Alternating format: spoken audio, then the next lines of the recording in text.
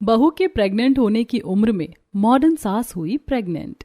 शाम का समय है। प्रकाश और पूनम एक बाइक पर बैठकर आ रहे हैं। पूनम प्रकाश के पीछे बैठी गाना गा रही है और दोनों मस्ती कर रहे हैं। अपनी कॉलेज के पास आकर पूनम, अब बाइक थोड़ी धीमी कर लो जी, हमारी कॉलोनी आ गई है, लोग देखेंगे तो क्या कहेंगे। हाँ हाँ कर लेता हूँ धीमी। वैसे एक बात कहूँ पूनम, आज भी तुम्हारे इस लाजवाब स्टाइल और खूबसूरती को देखकर पूरे मोहल्ले की औरतें जलती हैं। अच्छा ऐसी बात है क्या? आप भी ना कुछ भी बोलते रहते हैं। गाड़ी धीमी हो जाती है। तभी सड़क के किनारे दो पड़ोसने कामना और महिमा खड़ी प्रकाश और पूनम को देखकर बातें करते हुए। देख रही हो महिमा बहन, इन दोनों को अपनी उम्र का कोई लिहाज ही नहीं है। इन्हें देखकर ऐसा लग रहा है कि इन्हें बुढ़ापा नहीं बल्कि जवानी आ रही है। हाँ बहन, कुछ ज्यादा ही मॉडर्न है हमारी ये पड़ोसन पूनम। और हो भी क्यों ना, आखिर एक मल्टीनेशनल कंपनी में बड़े पोस्ट पर जॉब जो करती है। पूनम उन दोनों की बातें सुनकर प्रकाश से, सुना आपने प्रकाश जी, हमारी ये पड़ोसने आपस में हमारे बारे में क्या बातें कर रही थी? हाँ हाँ सुन लिया।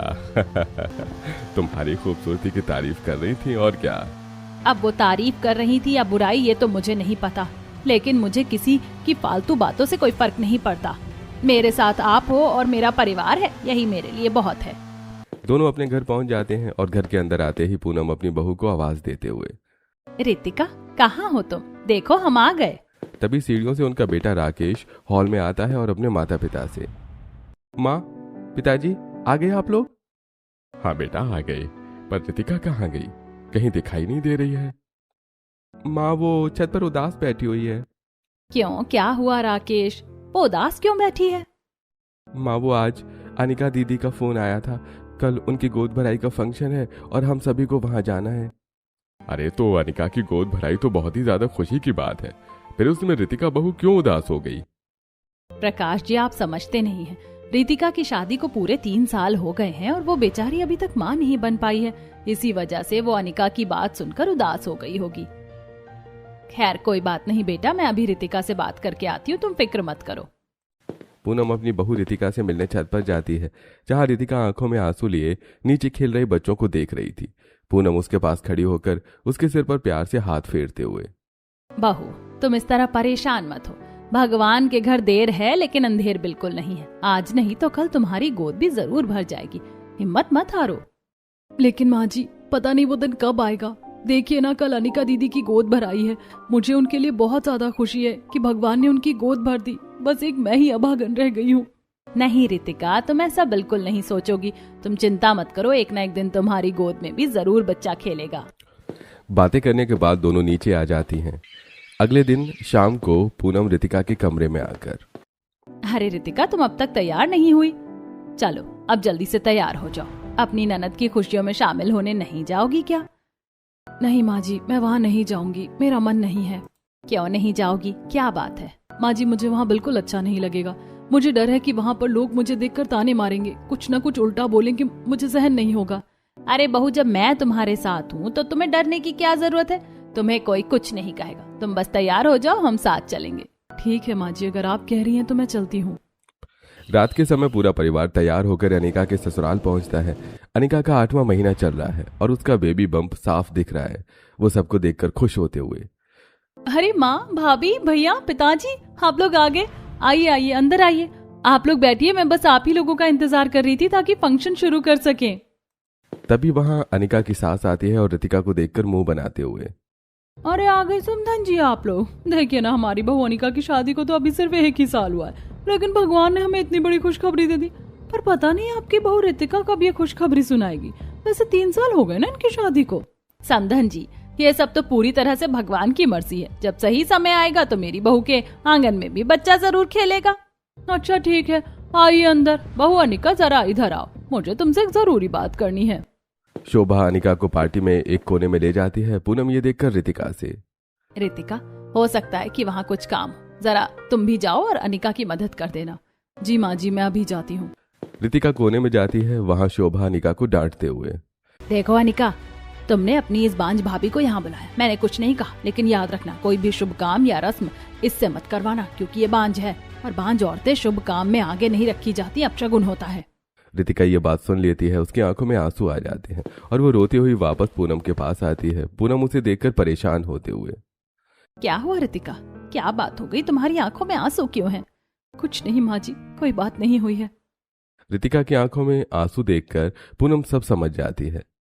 थोड़ी देर बाद गोद भराई की रस्म शुरू होती है। शोभा अपनी बहू की गोद फलों और मीठे से भरने के बाद टीका लगाने के लिए पूनम को बुलाते हुए, समधन जी आप भी आइए ना सामने रस्म करने के लिए। नहीं नहीं समधन जी, मेरी बहू रितिका और मैं यहीं पीछे खड़े हैं, आप लोग आराम से रस्म कर लीजिए। पूनम रस्म के लिए आगे नहीं आती और रितिका के साथ वहीं खड़ी रहती है। फंक्शन खत्म होने के बाद वो सभी घर वापस आ जाते हैं। अगले दिन तैयार होकर पूनम अपने ऑफिस पहुंचती है। वो एक बहुत अच्छे और ऊंचे पोस्ट पर है। उसे देखते ही सभी कर्मचारी खड़े हो जाते हैं। तभी आकाश आरती से, यार हमारी ये पूनम मैम इस उम्र में भी कितनी ज्यादा फिट है ना, बिल्कुल जवान लगती हैं। जवान तो है ही, लेकिन उनका ड्रेसिंग सेंस तो देखो कितना ज्यादा लाजवाब है।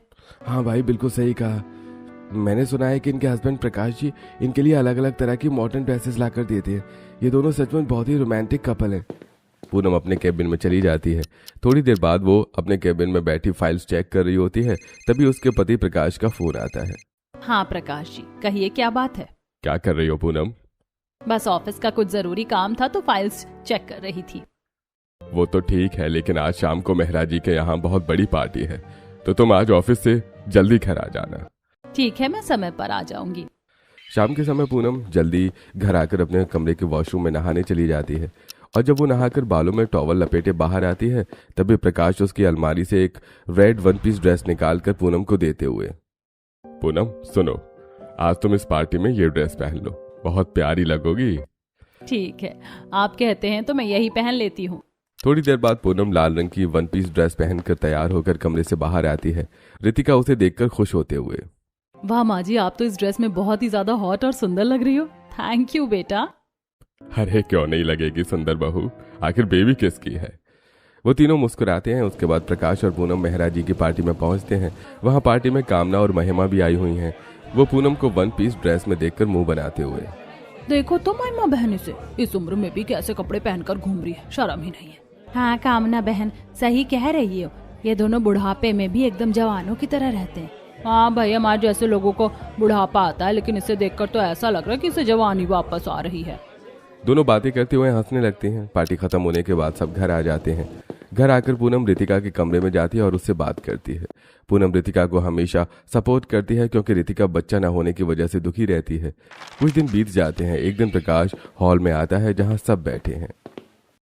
सुनो पूनम, मुझे एक बहुत बड़े बिजनेस कॉन्ट्रैक्ट के सिलसिले में कुछ दिनों के लिए शहर से बाहर ट्रिप पर जाना है। मैं सोच रहा हूँ कि तुम भी मेरे साथ चलो।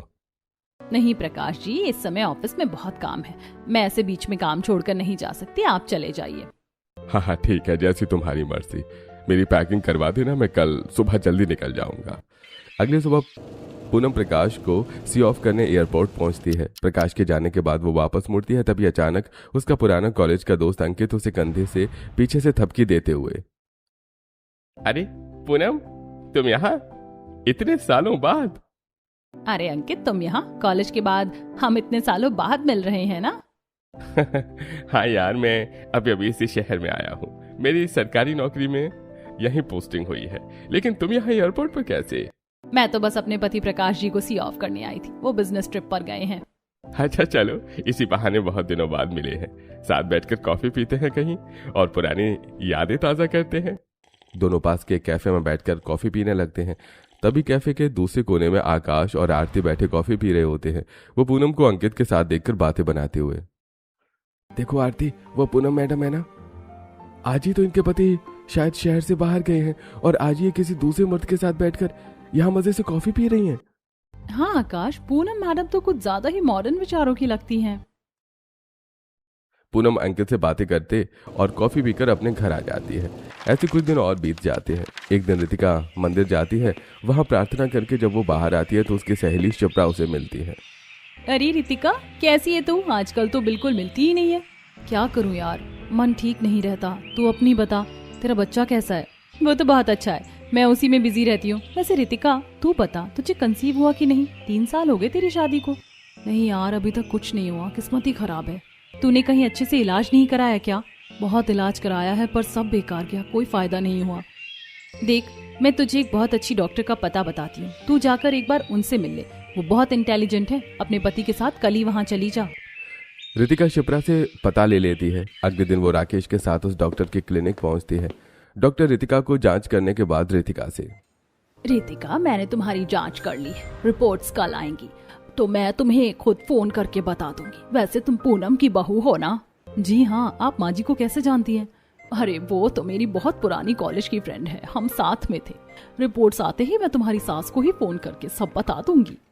रितिका और राकेश घर आ जाते हैं। अगले दिन डॉक्टर पूनम को फोन लगाती है और रितिका के बारे में बताते हुए, हाँ रीता, कहो कैसे फोन किया आज? पूनम, कल तुम्हारी बहू रितिका मेरे पास आई थी। उसकी मेडिकल कंडीशन थोड़ी क्रिटिकल है, वो अभी माँ नहीं बन पाएगी। दवाइयाँ लिख दी हैं, मैं व्हाट्सएप कर देती हूँ। पूनम फोन रखती है। तभी बगल में बैठी रितिका अपनी सास से, क्या हुआ माँ जी? किसका फोन था? डॉक्टर का फोन था क्या? क्या कहा उन्होंने? रितिका, तुम थोड़ी हिम्मत रखना, डॉक्टर का ही फोन था। वो कह रही थी कि कुछ मेडिकल प्रॉब्लम है, इसीलिए अभी बच्चा नहीं हो पाएगा। माँ जी, मैं तो पूरी तरह बर्बाद हो गई। अब तो लोग मुझे और भी ज्यादा ताने मारेंगे, मैं जी कर क्या करूंगी? रितिका, तुम चिंता मत करो, कोई कुछ नहीं कहेगा। ताने मारते हैं तो मारने दो, दुनिया का काम है कहना। मैं हमेशा तुम्हारे साथ हूँ ना।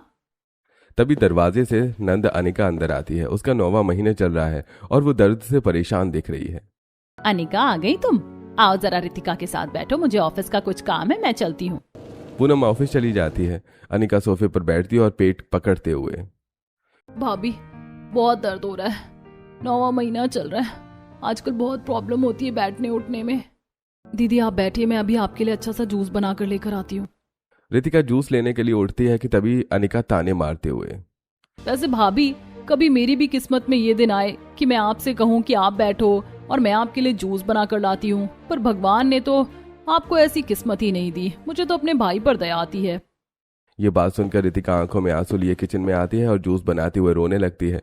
तभी राकेश किचन में आकर रितिका से, रितिका, तुम्हें पता है मेरी वो ब्लैक जीन्स कहाँ रखी है? मुझे दिख नहीं रही। पर राकेश रितिका को रोता हुआ देखकर उसके पास आता है और, अरे तुम रो क्यों रही हो? क्या हुआ? कुछ नहीं जी, बस ऐसी आंख में कुछ चला गया था। मैं जानता हूँ रितिका कि तुम्हें घर बाहर सब जगह से बातें सुननी पड़ती हैं, लेकिन कोई बात नहीं, मैं तो तुम्हारे साथ हूं ना, तुम बिल्कुल चिंता मत करो। रितिका अपने आंसू पोंछकर जूस लेकर बालकनी में आती है, जहां अनिका खड़ी बाहर देख रही थी। जूस का ग्लास अनिका को देते हुए रितिका, लीजिए दीदी, ये जूस पी लीजिए, आपको अच्छा लगेगा। अनिका जूस पीकर अपने घर चली जाती है। ऐसे कुछ दिन और बीत जाते हैं। एक दिन सुबह पूनम ऑफिस के लिए तैयार होकर अपने कमरे से बाहर आती है। अचानक डाइनिंग एरिया में सिंक के पास पहुंचते ही उसे बहुत तेज चक्कर आते हैं और वो सिंक पकड़कर वॉमिटिंग करने लगती है। रितिका दौड़ कर आती है। क्या हो गया माँ जी, आपकी तबीयत अचानक इतनी खराब कैसे हो गई? पता नहीं बहू, शायद रात का खाना ठीक से हजम नहीं हुआ होगा, इसीलिए ऐसा लग रहा है। मैं ठीक हूँ, ऑफिस जा रही हूँ। पूनम ऑफिस पहुंचती है। जैसे वो केबिन की तरफ बढ़ती है, उसे बहुत तेज चक्कर आता है और वो गिरने वाली होती है। तभी आकाश और आरती आगे बढ़कर उसे संभालते हैं। मैम क्या हुआ आपको? आप ठीक तो है ना? बैठिए यहाँ पे। कुछ नहीं, बस अचानक बहुत तेज चक्कर आ गए, घबराहट हो रही है। मैम, मेरे टिफिन में थोड़ा सा आम का अचार रखा है, आप ये लो। बीपी वगैरह लो होता है तो अचार से तुरंत ठीक हो जाता है। आरती अपनी टिफिन से अचार निकालकर पूनम को देते हुए, प्लीज मैम, इसे खाइए। पूनम बहुत चाव और इंटरेस्ट के साथ वो अचार खा लेती है। हाँ, मुझे थोड़ा अच्छा लग रहा है, लेकिन यहाँ बहुत सफोकेशन फील हो रही है, मैं घर जा रही हूँ। पूनम ऑफिस से जल्दी घर आ जाती है। वो बहुत परेशान है। रितिका उसे देखकर हैरान होते हुए, माँ जी, आज आप ऑफिस से इतनी जल्दी कैसे आ गई? सब ठीक तो है ना? रितिका, मुझे बहुत ज्यादा घबराहट है और बेचैनी हो रही थी, इसीलिए मैं आ गई। मैं अपने कमरे में आराम करने जा रही हूँ। माँ जी आप बैठिए, मैं आपके लिए जल्दी से ग्लूकोज का पानी बनाकर ले आती हूँ। रितिका, ग्लूकोज रहने दो, मुझे बस थोड़ा सा खट्टा अचार खिला दो। ऑफिस में मुझे चक्कर आ रहे थे तो वहाँ अचार खाकर मुझे अच्छा लगा था, थोड़ा जल्दी लाना। रितिका किचन में जाती है और अचार का डिब्बा निकालते हुए मन ही मन, माँ जी तो कभी अचार खाती नहीं है, उन्हें तो खट्टा बिल्कुल पसंद नहीं है। पता नहीं आज अचानक कैसे इतने चाव से अचार मांग रही है, कुछ तो अजीब है। रितिका अचार लेकर आती है। पूनम उस अचार को गपागप खाने लगती है। रितिका उसे देखती रह जाती है। अगली सुबह रितिका रसोई में चाय बनाते हुए अपने आप से, आज माँ जी अभी तक उठी नहीं है, मैं उनकी चाय उनके कमरे में ही पहुंचा देती हूँ। रितिका चाय का कप लेकर पूनम के कमरे में आती है। पूनम बेड पर पैर लटकाकर बैठी है, उसके चेहरे पर थकान है। रितिका चाय टेबल पर रखते हुए, लीजिए माँ जी, मैं आपकी चाय लेकर आई हूँ। दोनों साथ में चाय पीने लगती हैं। तभी अचानक रितिका की नजर अपनी सास के पैरों पर जाती है। अपनी सास के सूजे हुए पैर देखकर रितिका पूनम से, माँ जी, आपके पैरों में इतनी सूजन क्यों है? इससे पहले कि पूनम कोई जवाब दे पाती, उसे वॉमिटिंग सेंसेशन होती है और वो वॉशरूम में चली जाती है। उल्टी करके वो बाहर आती है। तब रितिका पूनम से, आपको लगातार उल्टियां भी हो रही हैं, चक्कर भी आ रहे हैं, क्या हुआ है आपको? पता नहीं, मुझे खुद समझ नहीं आ रहा कि मेरी तबीयत को क्या हो गया है। अच्छा रुकिए माँ जी, ऐसा करती हूँ कि मैं जरा चैट जीपीटी से पूछ कर देखती हूँ कि ये सब किस चीज के लक्षण हैं। रितिका अपने फोन में सारे लक्षण टाइप करती है। जैसे स्क्रीन पर रिजल्ट आता है, रितिका उसे देखकर जोर जोर से हंसने लगती है। पूनम उसे इस तरह हंसता हुआ देखकर, क्या हुआ रितिका, तुम इस तरह अचानक क्यों हंस रही हो? माँ जी देखिए ना, ये तो कह रहा है कि ये सारे लक्षण प्रेगनेंसी के हैं। इस उम्र में भी भला क्या क्या दिखाता है ये फोन। अरे रितिका, तुम भी ना, ये चैट जीपीटी ऐसा ही है, कुछ भी बताता रहता है। उसकी बकवास बातों को छोड़ो, मुझे ऑफिस के लिए लेट हो रहा है। पूनम ऑफिस के लिए तैयार होकर बाहर निकलती है। जैसे वो अपनी कार के पास पहुंचते है, उसे बहुत तेज चक्कर आता है और वो कार का दरवाजा पकड़ लेती है। तभी पड़ोस से कामना वहां आ जाती है और उसे संभालते हुए, अरे पूनम बहन, क्या हो गया तुम्हें? तुम ठीक तो हो ना? हाँ कामना बहन, कुछ नहीं, बस आजकल मेरी तबीयत थोड़ी ठीक नहीं लग रही है, अजीब सी घबराहट रहती है। पूनम बहन, अपना ख्याल रखा करो, इस तरह लापरवाही ठीक नहीं, चलो आराम से जाओ। पूनम ऑफिस चली जाती है। ऐसे ही कई दिन और बीत जाते हैं। पूनम को कभी उल्टी होती, कभी चक्कर आता और उसके पैर लगातार सूजते जा रहे थे। इसी बीच अनिका को पेटा होता है और पूरा परिवार हॉस्पिटल पहुंचता है। वो बच्चे को देखकर बहुत खुश होते हैं। तभी अचानक कॉरिडोर में पूनम को बहुत तेज चक्कर आता है और वो सोफे पर बैठ जाती हैं। शोभा पूनम के सूजे हुए पैर और उल्टी के लक्षण देखकर अपनी बहू के कमरे में आकर, बहू तुम मेरी बात का बुरा मत मानना, लेकिन तुम्हारी माँ को देखकर साफ लग रहा है कि उन्हें प्रेगनेंसी के पूरे लक्षण हैं। माँ जी आप प्लीज चुप रहिए और मुंह से कुछ भी मत बोलिए, भला इस उम्र में मेरी माँ थोड़ी बनेंगी, कुछ भी बोलती हैं आप। थोड़ी देर बाद वो लोग वापस घर आ जाते हैं। कुछ दिन और बीत जाते हैं। एक दिन पूनम के पति प्रकाश का फोन आता है। पूनम फोन उठाकर, हाँ प्रकाश जी कहिए, आपको इतने दिनों बाद मेरी याद आई। अरे पूनम, तुम तो हमेशा ही ऑफिस में बिजी रहती हो। वैसे मैं तो बस ये बताने के लिए फोन कर रहा था कि मैं बिजनेस के काम में थोड़ा फंस गया हूँ, इसलिए वापस आने में थोड़ा डिले हो जाएगा। कोई बात नहीं जी, आप अपना काम चैन से खत्म करके ही आइए, मैं ठीक हूँ। पूनम फोन रख देती है। वो अलमारी से प्रकाश की पसंदीदा ब्लू कलर की ड्रेस निकालती है और उसे पहनकर आईने के सामने खड़ी होकर अपने आप को देखते हुए, हे भगवान, मेरी टमी आजकल इतना ज्यादा क्यों दिख रही है? हो सकता है कि कोई गैस या ब्लोटिंग की वजह से ऐसा हो गया होगा। पूनम कमरे से बाहर हॉल में आती है। वहां अनिका अपने छोटे बच्चे को लेकर आई हुई है और रितिका भी बैठी है। अरे अनिका बेटा, तुम कब आई? बच्चे को भी साथ लाई हो, बहुत अच्छा किया। हाँ माँ, मैं तो बस डॉक्टर के पास आई थी तो सोचा आपसे भी मिल लूं। लेकिन माँ एक बात बताओ, आपका पेट अचानक इतना क्यों दिख रहा है? ऐसा तो तब हुआ था जब मेरा चौथा महीना चल रहा था। हाँ ननद जी, पता नहीं आजकल माँ जी को क्या हो गया, इन्हें इतनी वॉमिटिंग होती है, चक्कर आते हैं, खट्टा बहुत खाती हैं, पैर फूल गए हैं और रात को भी नींद नहीं आती। कई बार मैंने इन्हें रात को बालकनी में टहलते हुए देखा है। यह सब सुनकर अनिका को अचानक अपनी सास की कही बात याद आती है और अपनी माँ को देखते हुए मन ही मन, कहीं मेरी सास जो कह रही थी वो सच तो नहीं था? कहीं माँ सचमुच प्रेग्नेंट तो नहीं है? हे भगवान! अरे दीदी क्या सोच रही हो आप, कहाँ खो गई? माँ तुम बुरा मत मानना, लेकिन कहीं ऐसा तो नहीं कि तुम सचमुच प्रेग्नेंट हो? ये तो सारे लक्षण प्रेगनेंसी के ही हैं। हाँ दीदी, मैं भी यही सोच रही थी। जब मेरे घर पर भी मेरी भाभी प्रेग्नेंट थी तो उसमें भी ये सारे लक्षण मैंने देखे थे। दिमाग खराब है क्या तुम दोनों का? मैं क्यों प्रेग्नेंट होंगी? भला मेरी ये उम्र है प्रेग्नेंट होने की? तुम लोग अपनी ये बकवास बंद करो, मुझे ऑफिस जाना है। पूनम गुस्से में बाहर निकलती है और कार के पास पहुंचती है। तभी कामना और महिमा मॉर्निंग वॉक से वापस आते हुए पूनम के निकले हुए पेट को देखकर उसे ताने मारते हुए, अरे पूनम बहन क्या बात है, अभी तक तो तुम सिर्फ जवानों की तरह रहती थी, लेकिन अब तो जवानों की तरह प्रेग्नेंट भी दिखाई दे रही हो। हाँ बहन, मुझे तो लगता है कि तुम सचमुच प्रेग्नेंट हो। पूनम उनकी बात का जवाब दिए बिना कार में बैठती है और कार का दरवाजा बंद करके कार स्टार्ट करके वहां से चली जाती है। वो जैसे ही ऑफिस पहुंचती है तो सभी लोग खड़े होकर उसका स्वागत करते हैं। आकाश उसे देखकर आरती से, यार देख, आज मैम का पेट कितना बाहर निकला हुआ है। हाँ, जब मेरी भाभी प्रेग्नेंट थी तो उनका पेट भी बिल्कुल ऐसा ही निकला हुआ था। पूनम उनके मुंह से ये बात सुन लेती है और वो बहुत ज्यादा टेंशन में आ जाती है। वो तुरंत अपने केबिन में जाती है और सिर पकड़कर बैठ जाती है। सबके सब मेरे पीछे पड़ गए हैं। आज तो मैं डॉक्टर के पास जाकर चेक करा ही लेती हूँ कि आखिर मेरी तबीयत को हुआ क्या है। पूनम ऑफिस के बाद अपनी दोस्त डॉक्टर रीता के क्लिनिक पहुंचती है और डॉक्टर रीता कुछ दिनों के लिए शहर से बाहर गई होती हैं। पूनम डॉक्टर को फोन लगाती है और अपनी कंडीशन के बारे में बताती है। सारी बातें सुनकर डॉक्टर रीता, अरे पूनम, ऐसे बिना चेकअप के कुछ भी बताना मुश्किल है। तुम्हें जो वीकनेस हो रही है उसके लिए मैं कुछ मल्टीविटामिन लिख देती हूँ, तुम वो ले लेना। मैं वापस आऊंगी तो तुम एक बार आकर चेकअप करवा लेना। पूनम दवाइयाँ लेकर घर आ जाती है। ऐसे कुछ दिन और बीत जाते हैं। एक दिन अनिका घर आती है तो पूनम को बेसिन के पास वॉमिटिंग करते हुए देखकर अपनी माँ से, माँ तुम मानो या ना मानो, तुम पक्का प्रेग्नेंट हो। अब हमसे और झूठ मत बोलो। तुम लोगों को हो क्या गया है? किस तरह की बकवास बातें कर रहे हो? ठीक है, मैं तुम लोगों को अभी ये किट से टेस्ट करके बता देती हूँ कि मैं प्रेग्नेंट नहीं हूँ। तभी रितिका अपने कमरे में एक प्रेगनेंसी किट लाकर पूनम को देते हुए, माँ जी ये लीजिए प्रेगनेंसी किट, ये मेरे पास रखी थी, मैंने अपने लिए मंगाई थी, आप अभी टेस्ट कीजिए। पूनम किट लेकर वॉशरूम में जाती है और थोड़ी देर बाद प्रेगनेंसी किट लेकर वॉशरूम से बाहर आती है। वो पूरी तरह शॉक में है, रितिका और अनिका किट देखते हुए। माँ जी इसका मतलब आप सचमुच प्रेग्नेंट हो?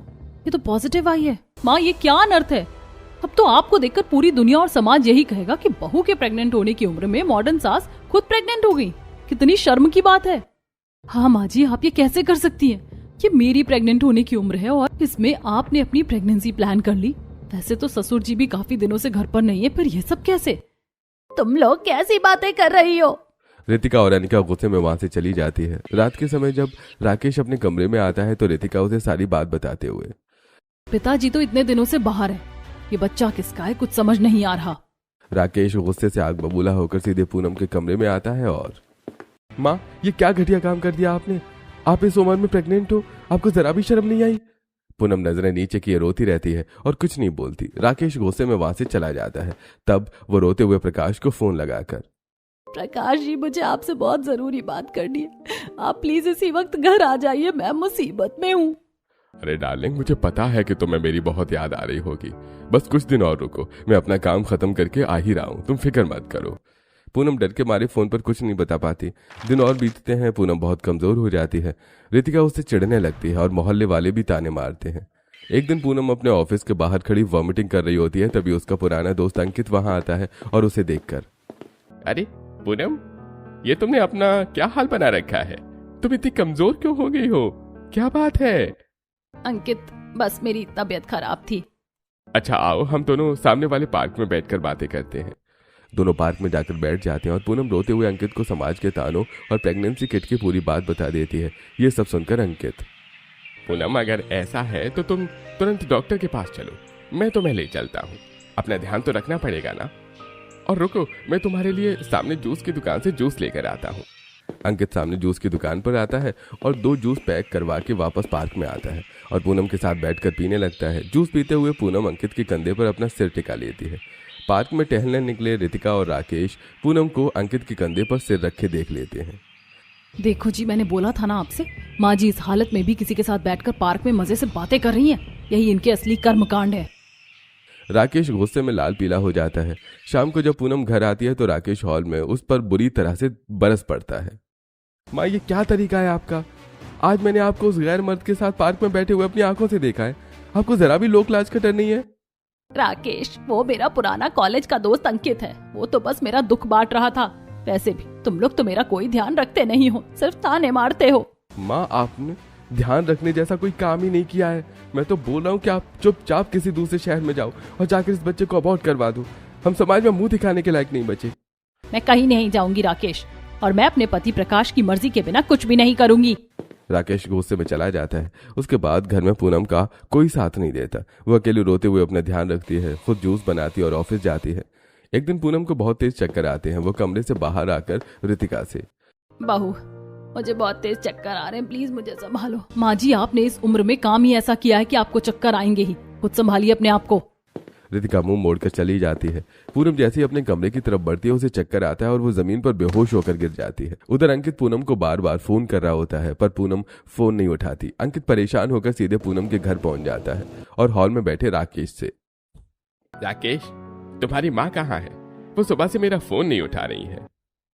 अच्छा तो अब आप हमारे घर तक भी पहुंच गए? आपको शर्म नहीं आती हमारे परिवार के मामलों में दखल देते हुए? राकेश ये तुम्हारी गलत फहमी है। वो जिस हालत में है पता नहीं कैसी होगी। मैं उसे मिले बिना यहाँ से बिल्कुल नहीं जाऊंगा। अंकित जबरदस्ती अंदर पूनम के कमरे में जाता है तो देखता है कि पूनम जमीन पर बेहोश पड़ी है। पूनम, पूनम उठो, क्या हो गया तुम्हें? राकेश, रितिका जल्दी आओ, वो बेहोश है। वो लोग घबरा जाते हैं और तुरंत पूनम को लेकर हॉस्पिटल पहुंचते हैं। डॉक्टर पूनम को चेकअप के लिए ले जाता है। तभी राकेश के फोन पर उसके पिता प्रकाश का फोन आता है। हेलो राकेश, कहाँ हो तुम लोग? और ये घर पर ताला क्यों लगा है? मेरा काम जल्दी खत्म हो गया था तो मैं वापस आ गया, सोचा सबको सरप्राइज दूंगा, पर यहाँ तो कोई भी नहीं है। कहाँ हो सब लोग? हम हॉस्पिटल में हैं। माँ पता नहीं किसका बच्चा अपनी कोख में लिए घूम रही है। क्या बकवास कर रहे हो राकेश? तुम्हें अपनी माँ के बारे में ऐसा कहते हुए शर्म आनी चाहिए। ऐसा कभी नहीं हो सकता। मुझे मेरी पत्नी पर पूरा भरोसा है। मैं अभी हॉस्पिटल आ रहा हूँ। प्रकाश तुरंत हॉस्पिटल पहुंचता है। वहां गलियारे में राकेश, रितिका और अंकित खड़े हुए हैं। मेरी पत्नी कहाँ है? डॉक्टर ने क्या कहा? पिताजी, माँ अंदर है, डॉक्टर जांच कर रहे हैं। तभी डॉक्टर केबिन से बाहर आता है और सभी से, आप लोगों ने मरीज को यहाँ लाने में इतनी ज्यादा देरी क्यों कर दी? उनकी हालत बहुत क्रिटिकल है। डॉक्टर साहब, क्योंकि हम सब जान चुके थे कि माँ जी इस उम्र में प्रेग्नेंट है, हमें उन्हें हॉस्पिटल लेकर आने में समाज के सामने शर्म आ रही थी, इसीलिए हम नहीं लाए। दिमाग खराब है आप लोगों का? अगर वो प्रेग्नेंट हैं या उन्हें कोई भी मेडिकल प्रॉब्लम है तो उन्हें तुरंत डॉक्टर के पास लाना चाहिए था। पर डॉक्टर साहब, समाज में तो कोई चीज होती है ना, उन्होंने काम ही ऐसा किया था। शर्म आनी चाहिए तुम लोगों को। जिसने तुम्हें जन्म दिया, जिसने तुम्हारा हर कदम पर साथ दिया, तुम्हें उसका इलाज कराने के लिए आज समाज के तानों का ख्याल आ रहा है। बाय द वे, वो तुम्हारी गलत फहमी दूर कर दूं, वो प्रेग्नेंट नहीं है, वो उनका मेनोपॉज टाइम है और हार्मोन के भारी इम्बैलेंस होने के कारण उनके पेट में एक बहुत बड़ा ट्यूमर बन गया है जो अब काफी फैल चुका है। अगर तुम उन्हें सही समय पर लाते तो सेफली ऑपरेट हो जाता, लेकिन अब तो उनकी जान को भी खतरा है। डॉक्टर की यह बात सुनकर राकेश और रितिका के पैरों तले जमीन खिसक जाती है। वो दोनों पूरी तरह से हैरान रह जाते हैं। प्रकाश रोने लगता है और गुस्से में राकेश के गाल पर एक जोरदार थप्पड़ मारते हुए, नालायक, मुझे अपनी बेबी पर हमेशा से पूरा भरोसा था। मैं जानता था कि मेरी पूनम कभी गलत नहीं हो सकती। मेरे पीछे तुम लोगों ने मेरी बीवी का जरा भी ख्याल नहीं रखा और उसे तानों से मार डाला। हम उनका इमरजेंसी ऑपरेशन कर रहे हैं, आप लोग ईश्वर से प्रार्थना कीजिए। डॉक्टर अंदर चले जाते हैं। हॉस्पिटल के कॉरिडोर में बनी मूर्ति के सामने प्रकाश घुटनों के बल बैठकर रोते हुए प्रार्थना करने लगता है। राकेश और रितिका भी हाथ जोड़कर रोने लगते हैं। 2 घंटे बाद डॉक्टर बाहर आता है। बधाई हो, ऑपरेशन पूरी तरह सफल रहा। हमने ट्यूमर निकाल दिया है और उनकी जान बच गई है। 4 घंटे में उन्हें होश आ जाएगा, तब आप मिल सकते हैं। 4 घंटे बाद पूनम को होश आता है। पूरा परिवार केबिन के अंदर जाता है। राकेश और रितिका पूनम के पैरों में गिरकर रोते हुए, माँ हमें माफ कर दीजिए, हमसे बहुत बड़ी भूल हो गई, हमने आप पर शक किया। माँ जी, मुझे भी माफ कर दीजिए। जब मुझे आपके साथ की जरूरत थी तो आपने मेरा पूरा साथ दिया, लेकिन जब आपको मेरी जरूरत थी तब मैंने आपका साथ छोड़ दिया। कोई बात नहीं बच्चों, तुम लोगों को सच नहीं पता था। मुझे खुशी है कि मेरी फैमिली मेरे साथ है। माँ जी, वो सब तो ठीक है, लेकिन उस प्रेगनेंसी किट का क्या, जो पूरी तरह से पॉजिटिव निकली थी, वो कैसे हुआ? अरे रितिका, कहीं तुमने अपनी प्रेगनेंसी किट तो नहीं दे दी थी? वो मैं साल भर पहले लाया था और वो तभी एक्सपायर होने वाली थी। ओह माय गॉड, वो किट एक्सपायर्ड थी। मेरी नासमझी की वजह से ये सब हुआ। पूनम मुस्कुराकर रितिका और राकेश का हाथ पकड़ लेती है। प्रकाश भी पूनम का हाथ थाम लेता है। पूरे परिवार के आंसू खुशी में बदल जाते हैं और सारी गलतफहमियां हमेशा के लिए खत्म हो जाती हैं। पूनम अपने परिवार के साथ अस्पताल से घर आ जाती है। ऐसे कुछ दिन बीत जाते हैं। एक दिन अचानक रितिका को चक्कर आ जाते हैं। पूनम उसे संभालती है। फिर रितिका प्रेगनेंसी किट से अपना टेस्ट करती है और रिजल्ट पॉजिटिव आता है। घर में खुशी की लहर दौड़ जाती है।